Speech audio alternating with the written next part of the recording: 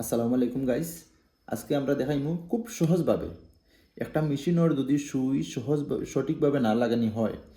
1 নম্বরের লিগা মেশিনের সুতা কাটবো, 2 নম্বরের নিচর সিলাই উঠতো নয়, 3 নম্বরে সিলাইয়ে গোলটি মারবো, 4 নম্বরে মানে সুইয়ে টাকা মারবো, এরপরে নিচর সিলাই উঠতো নয়।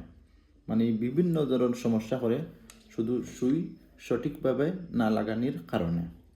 তাই আজ আমি দেখাবো খুব সহজভাবে কীভাবে সঠিক পদ্ধতিতে সুই লাগানো হয়, বা এই সুই যদি সঠিকভাবে আমরা না লাগাই তো সুতা কাটে বিভিন্ন ধরনের সমস্যা করব। সঠিকভাবে সুই লাগাইতে হলে সেলাইটা খুব সুন্দর পানির মতো হবে, সেলাইয়ে কোনো ডিস্টার্ব হবে না। তো আশা করি আপনারা বুঝতে পারছেন। এখন আমি কীভাবে সঠিকভাবে একটা সুই লাগাইমু আপনারা খুব সহজভাবে আমি বুঝাই দেবো। এই হলো আমাদের যে সুইয়ের একটা সাইড আছে গিয়ে সেফটা, আর একটা সাইড আছে মানে এমনি গোল রাউন্ড, একটা সাইড আছে গিয়া এটা হইলে রাউন্ড করা, আর এই সাইডটা আছে সেফটা, সেফটা পাশের নেই সেফটা, ওই সিটটা আছে সেফটা এখান মিল সেফটা সাইডটা কিন্তু আমরা, আর একটা এই সাইড ছিল গোল।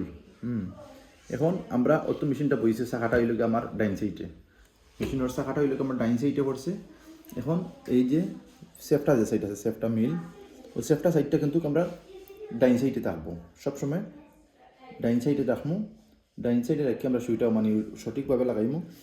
উপরে দিয়ে বেশি তুলতাম না, লামাইতে আপনার ঠিক মিডল পাবে, আমরা মিডল করিয়া যতটুকু ও সেফটা সাইড আমি কিন্তু ডাইন সাইডে দেখার সেফটা সাইডটা আছে ডাইন সাইডে যেমন লাগাইলাম।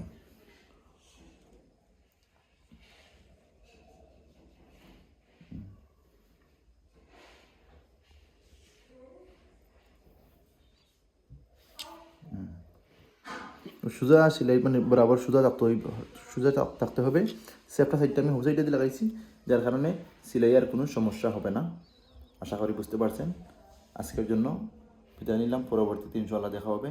ওকে, আল্লাহ হাফিজ।